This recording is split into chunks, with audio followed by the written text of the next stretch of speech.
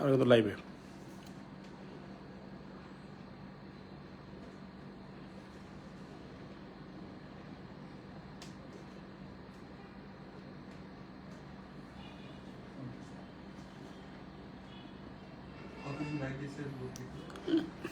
হ্যাঁ, দাঁড়ান, লোকজন সংযুক্ত হোক কিছু।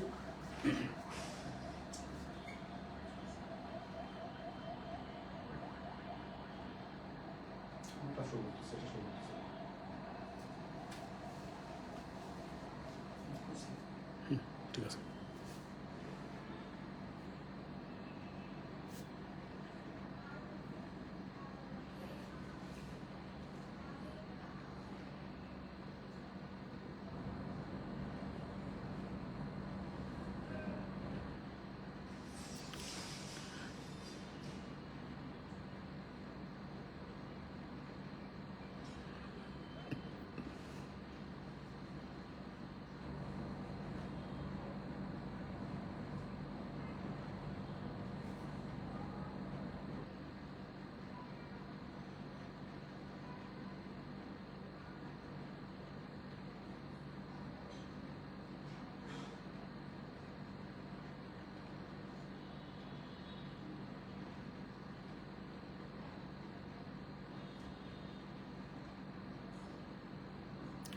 একটু কথা বলেন, লোকজনের কমেন্টের উত্তর দেন দু একটা।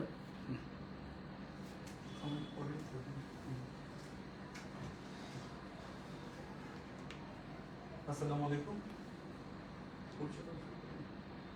আচ্ছা থাকি, একটু পরে একটু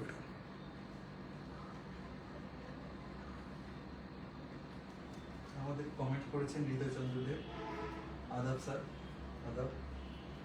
বই বাজারে ছেড়ে কাজ শুরু করলে ভালো হতো। বই খুব শীঘ্রই চলে আসবে ইনশাল্লাহ, প্রসেসে রয়েছে।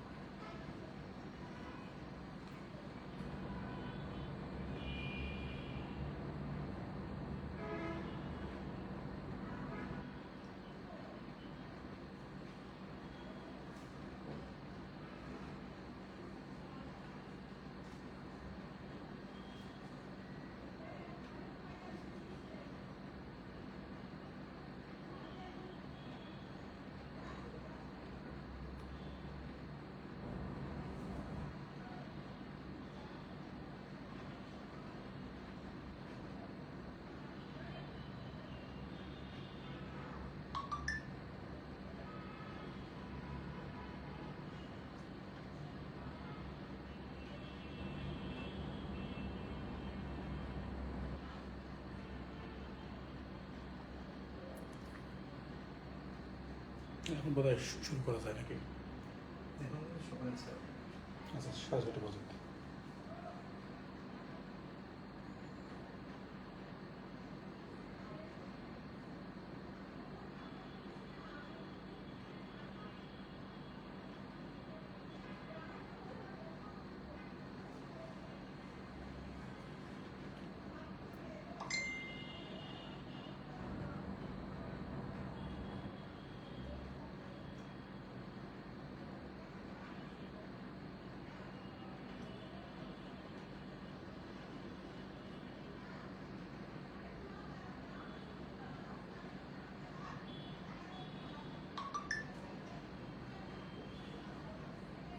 হৃদয় চন্দ্রদেব প্রশ্ন করেছেন, নতুন পরীক্ষা পদ্ধতিতে বিজ্ঞান থেকে প্রাইমারিতে কয়টা প্রশ্ন আসতে পারে?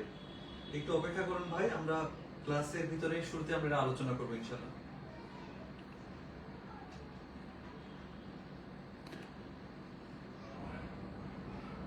50 জন হয়ে গেছে, শুরু করা যাবে।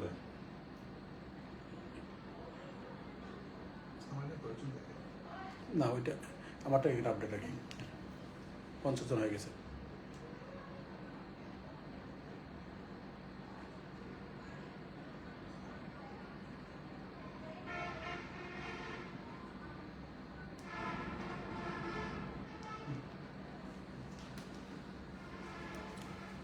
আসসালামু আলাইকুম, শুভ সন্ধ্যা।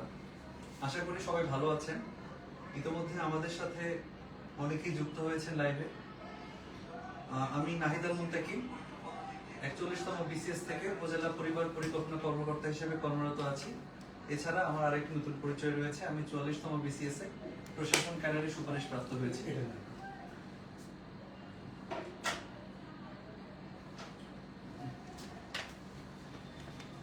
আজকে আমি আপনাদের মাঝে উপস্থিত হয়েছি বিসিএস ইনসেপশন 2.0 এর পক্ষ থেকে পদার্থবিজ্ঞান ক্লাসের জন্য। শুধু এখানে বিজ্ঞান ক্লাসটাই হবে এমনটা না, আমরা এই ক্লাসের ফাঁকে ফাঁকে বিভিন্ন কিছু নিয়ে আলোচনা করব। এই চাকরির প্রস্তুতির যে দীর্ঘ যাত্রা, যে দীর্ঘ শিক্ষণ প্রক্রিয়া, এতে বিভিন্ন শেখার পদ্ধতি সম্পর্কে আমি কিভাবে শিখেছি, কিভাবে বিভিন্ন পড়া আয়ত্ত করেছি, বিভিন্ন সাবজেক্টে ভালো করেছি, সেগুলো নিয়ে আলোচনা হবে। আশা করি আপনারা সবাই আমাদের সাথে থাকবেন এবং ক্লাসগুলো করবেন আশা করি মনোযোগ দিয়ে। সাউন্ডটা ক্লিয়ার মনে হচ্ছে না। বাড়ানোর উপায় আছে? চেক করতেছি।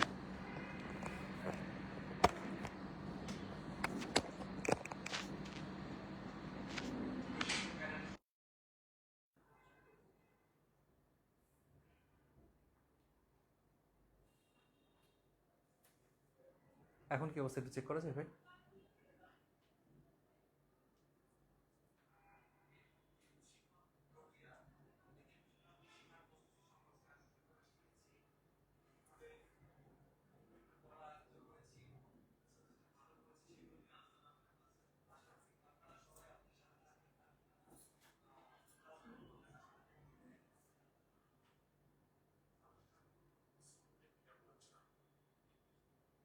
সাউন্ডটা হলো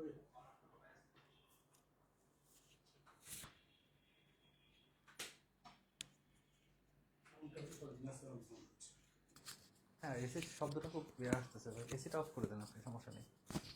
এসি সাউন্ড সব কথা না। আপনি দুইটাই দেন দেখি, এটাও দেন দেখি, দুইটাই দেন।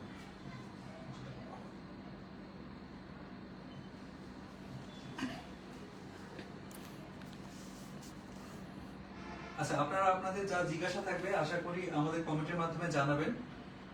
আমরা চেষ্টা করব সেগুলো নিয়ে কথা বলার চেষ্টা করতে। তবে আমি শুরুতেই একটু এগিয়ে যাই।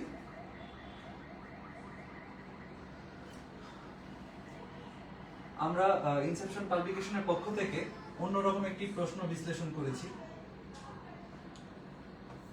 এখানে বিজ্ঞানের বিভিন্ন বিষয় সম্পর্কে কোথা থেকে কোশ্চেন আসে, কোন ব্যাপারগুলো পড়া খুব জরুরি, এই বিষয়গুলো আমরা হাইলাইট করার চেষ্টা করেছি। বিজ্ঞান, আপনারা জানেন যে এবার প্রাইমারি পরীক্ষায় মার্ক ডিস্ট্রিবিউশন এরকম।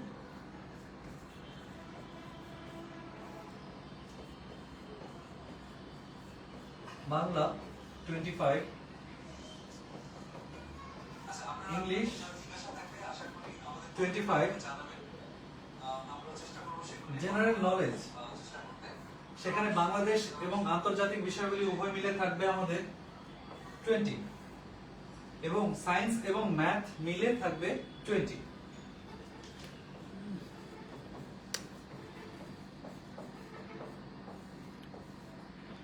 এই হলো 90 মার্ক।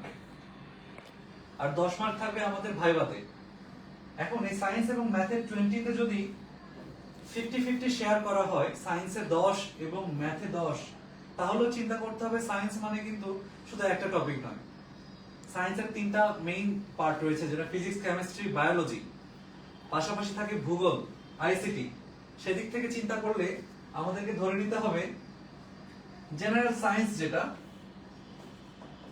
সেখান থেকে হয়তো 4 থেকে 5 মার্ক, আইসিটি থেকে হয়তো আমার 3 মার্ক পেতে পারি, 8 মার্ক, আর জিওগ্রাফি থেকে আমি পেতে পারি 2 মার্ক। এখানে অনেক হিজিবিজি হয়ে যাচ্ছে, আপনারা আমার কথাগুলো শুনবেন তাহলে স্পষ্টভাবে বুঝতে পারবেন আশা করি।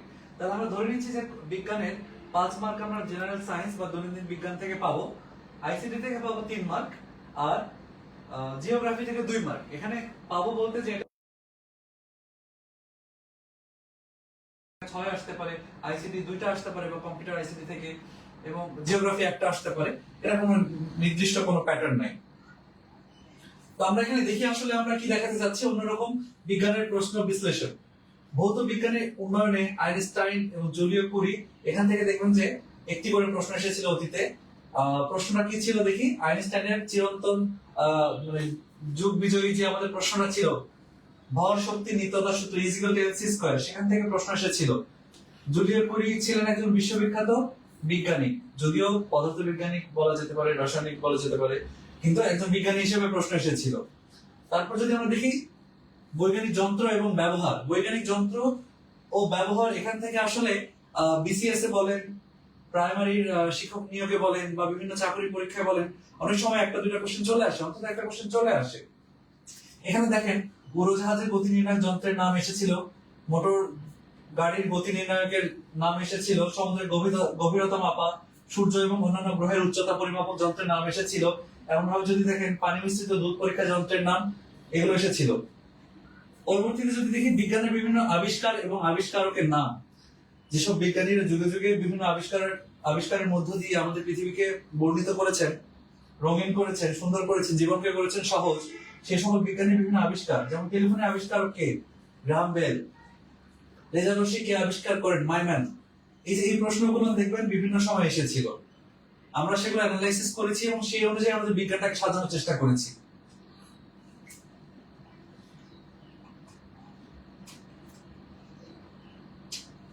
আচ্ছা, আমরা সরাসরি আমাদের বিজ্ঞান ক্লাসে প্রবেশ করি। আমরা প্রথমে দেখতে চাই পদার্থ বিজ্ঞানের ক্রম বিকাশ। পদার্থ বিজ্ঞানের ক্রম বিকাশের আদি পর্ব যেটি, সেটি নিয়ে আমরা আলোচনা করব। আমরা আলোচনা করব বিজ্ঞানী প্রথমে থেলিসকে নিয়ে। আসলে বিজ্ঞান তো একদিনে উন্নত হয়নি, বিজ্ঞান যুগে যুগে মানুষের প্রয়োজনের মাধ্যমে উন্নত হয়েছে। কথায় বলা হয় যে necessity is the mother of invention. কেউ পদার্থ ধরে আবিষ্কার করেনি, কেউ রসায়ন ধরে আবিষ্কার করেনি, কেউ জীববিজ্ঞান ধরে আবিষ্কার করেনি, কিংবা কেউ নোবেল পাওয়ার জন্য আবিষ্কার করেনি। মানুষের উন্নয়নের পর্বে যখনই পদে পদে প্রয়োজন এসে দেখা দিয়েছে, তখন মানুষ আবিষ্কার করেছে। যখন আগুনের প্রয়োজন, তখন মানুষ পাথরের সাথে পাথর সংঘর্ষ করেছে, আর যখন চাকার প্রয়োজন, তখন তারা কাঠ থেকে চাকা বানিয়েছে। এভাবে যুগে যুগে মানুষ ছোট ছোট ভাবে অনেক প্রয়োজনীয় জিনিস আবিষ্কার করার মাধ্যমে আজকের বিজ্ঞানের পূর্ণাঙ্গ রূপ দিয়েছেন। আমরা দেখি কিভাবে এই অগ্রযাত্রাগুলো হলো।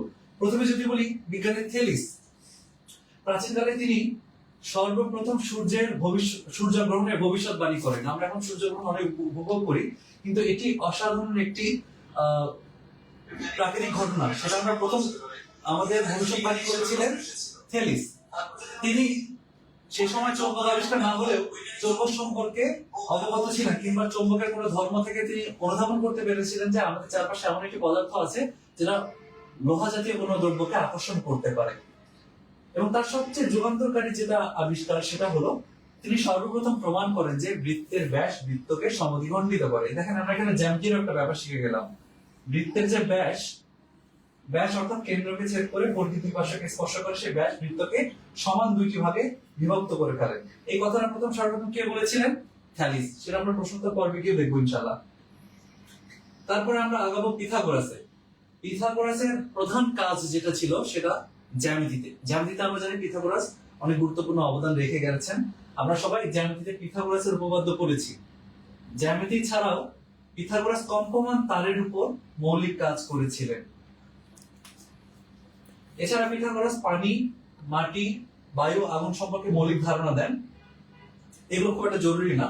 তারপর আমরা যাবো ডেমোক্রিটাসের সবচেয়ে গুরুত্বপূর্ণ যেটি বক্তব্য, ধারণা, তিনি সর্বপ্রথম বলেন যে পদার্থ অবিভাজ্য ক্ষুদ্র ক্ষুদ্র কণা দ্বারা গঠিত, যেটাকে তিনি নাম দেন অ্যাটমস। এটি অনেকবার বিভিন্ন পরীক্ষায় এসেছে, আমাদের এটি মার্ক করতে হবে। এবং সেই অ্যাটমস থেকে আমাদের আধুনিক পরমাণু ধারণাটি উঠে এসেছে। তারপরে আসেন মহামতি অ্যারিস্টটল। তিনি মাটি, পানি, বাতাস, আগুন সবকিছু তৈরি হওয়ার মতবাদটি পোষণ করেছিলেন, যদিও পরবর্তীতে এই ধারণাগুলো আসলে বাতিল হয়ে যায়। আর্কিমিডিসের সম্পর্কে আমরা আসলে অনেক কিছুই জানি। আমরা তার প্লবতার সূত্র আবিষ্কারের একটি সুন্দর গল্প সম্পর্কে সবাই অবগত আছি। তিনি রাজামশাই তাকে দায়িত্ব দিয়েছিলেন সোনার মুকুটে খাদ আছে কিনা সেই প্রমাণ করার জন্য।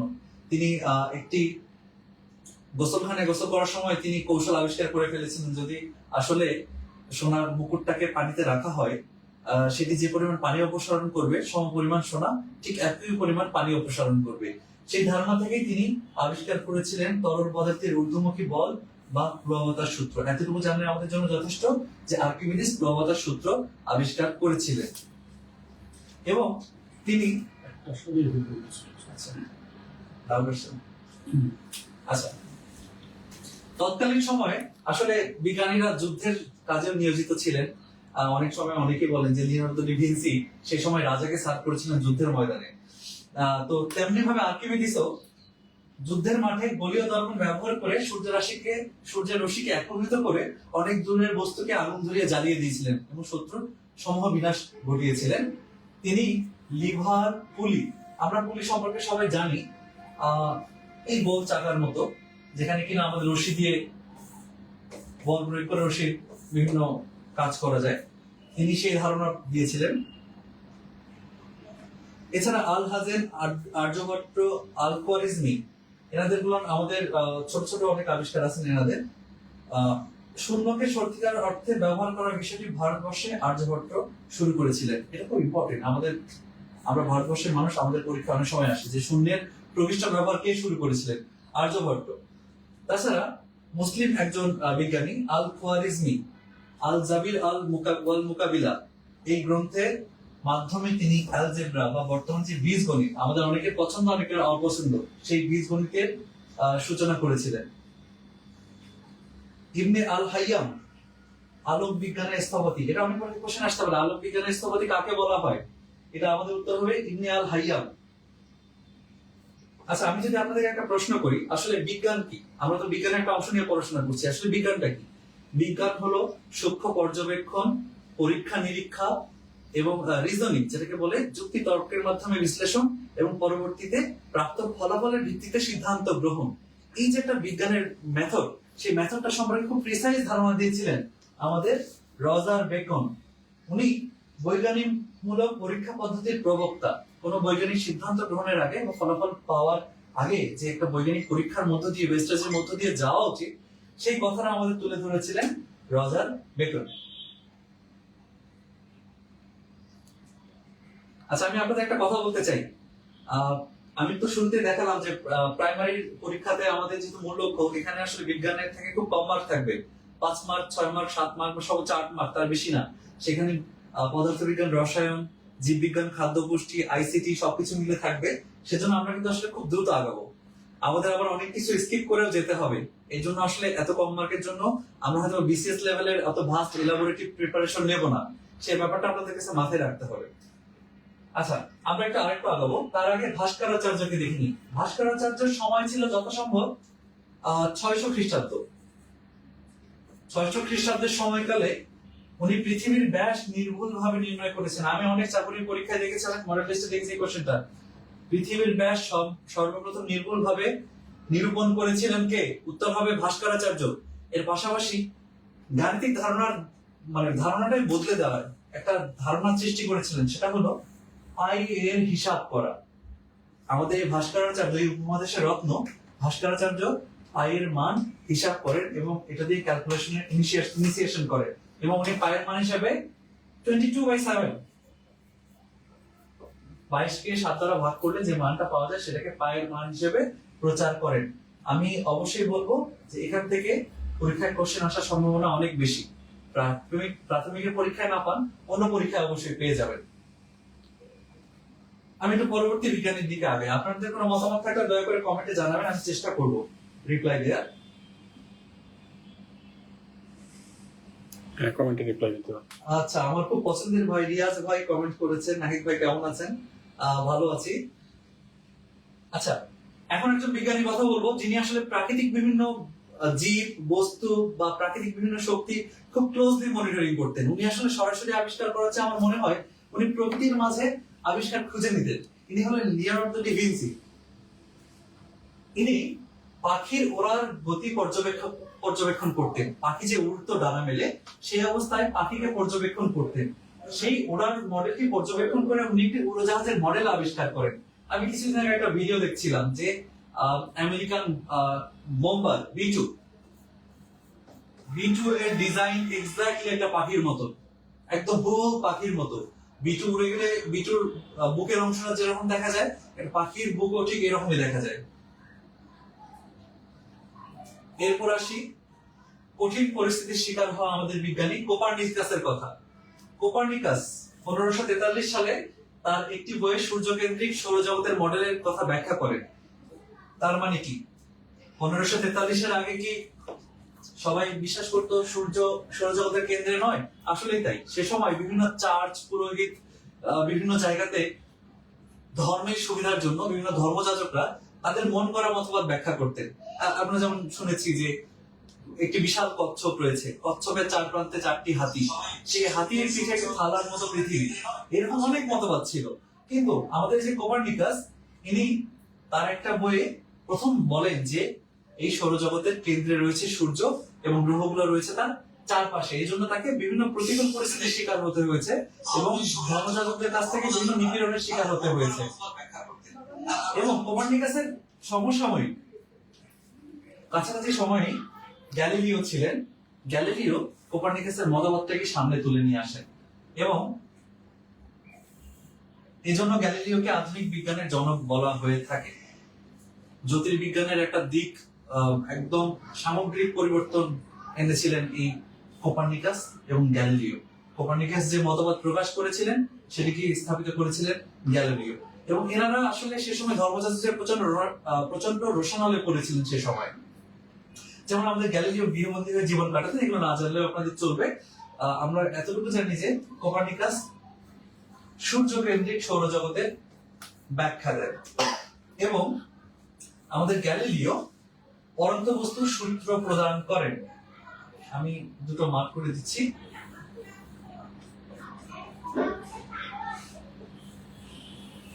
আমার মনে হয় এই দুটি কথা এখানে খুব জরুরি। কোপারনিকাস সূর্যকেন্দ্রিক সৌরজগতের ব্যাখ্যা দেন আর গ্যালিলিও পরন্ত বস্তুর সূত্র প্রদান করেন। এবং তার পরবর্তী সময়ে এসে আমাদের কেপলার, জন কেপলার গ্রহদের প্রচলিত যে আমার আগে চিন্তা করা হতো সেই সমসাময়িক সময় এটা সূর্যের চারপাশে বৃত্তাকার পথে গ্রহ রয়েছে, বৃত্তাকার পথে গ্রহগুলো ঘূর্ণায়মান রয়েছে, কিন্তু জন কেপলার এসে সেটাকে পরিবর্তন করে গ্রহের প্রদক্ষিণ পথ উপবৃত্তাকার। তাহলে গ্রহের উপবৃত্তাকার পথের ধারণা কে দেন? কেপলার। এরপর চলে আসি আমাদের সকলের পরিচিত, সকলের পছন্দের স্যার আইজাক নিউটন। তিনি, আমরা সরাসরি তার অবদানের দিকে চলে যাই। যে নিউটন বলবিদ্যার তিনটি এবং মহাকর্ষ বলের সূত্র প্রকাশ করেন। তাহলে আপাতত চোখে আমরা চারটা খুব জরুরি সূত্র দেখতে পাচ্ছি। বলবিদ্যার তিনটি সূত্র, মহাকর্ষ বলের সূত্র, এগুলো প্রকাশ করেন। এছাড়া কি করেন? গতিবিদ্যার ভিত্তি প্রতিষ্ঠা করে দেন। আরো একটি পাইলাম আমরা। এবং সে সময় লিবনিজ, মোস্ট প্রবাবলি পর্তুগিজ ভদ্রলোক, লিবনিজের সাথে গণিতের একটি শাখা ক্যালকুলাস আবিষ্কার করেন। আমরা কম্পিউটারের আবিষ্কারের যদি ইতিহাস পড়তে যাই তখন আমরা সেখানে লিবনিজের ক্যালকুলেটরের আমরা সেখানে অবদান দেখতে পাই। সেই লিবনিজ নিউটনের সাথে যৌথভাবে কাজ করেছিলেন ক্যালকুলাসের শাখা প্রতিষ্ঠায়।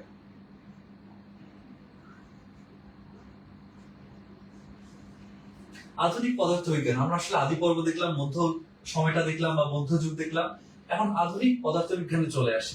সে সময় তো বিজ্ঞান আসলে স্ক্যাটার্ড। এই স্ক্যাটার্ড বিজ্ঞানের আসলে গুরুত্বপূর্ণ একটা আবিষ্কার হলো পরমাণু মডেল, পরমাণুর ধারণা, অণু, পরমাণু, মৌল, যৌগ, এগুলোর ধারণা।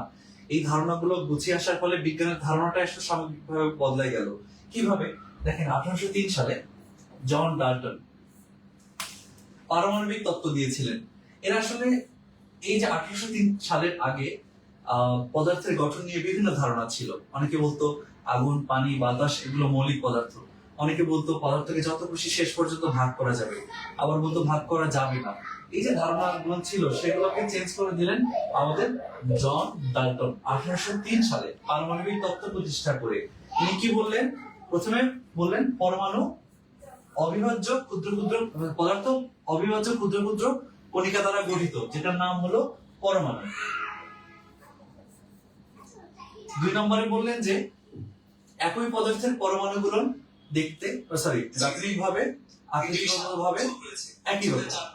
3 নম্বর হলো বিভিন্ন পদার্থের পরমাণু ভিন্ন ভিন্ন রকম। 4 নম্বরে কি বললেন? পদার্থের পরমাণুগুলো বিভিন্ন অনুপাতে যুক্ত হয়ে বিভিন্ন যৌগ গঠন করে বা নতুন পদার্থ গঠন করে। এবং 5 নম্বরে কি বললেন, পরমাণু সৃষ্টি বা ধ্বংস নেই, শুধু তারা বিভিন্ন অনুপাতে যুক্ত হয়ে নতুন পদার্থ সৃষ্টি করে। এই যে যুগান্তকারী যে ধারণা ছিলেন, লাইভটা আমরা ক্লোজ করে দিয়ে আবার নতুন করে যুক্ত হবো আর কি। একটু বলে দেন, কারণ হলো সাউন্ডটা এখনো ক্লিয়ার হয়নি আর কি। একটু বলে দেন আপনি। আচ্ছা, আমরা লাইভটা আপাতত খুব স্বল্প সময়ের জন্য ক্লোজ করবো। আপনারা যারা আছেন তারা আবার জয়েন করবেন। আমরা শুধু অডিও যে প্রবলেমটা হচ্ছে সেই প্রবলেমটা সলভ করার জন্য একটু পজ দিব।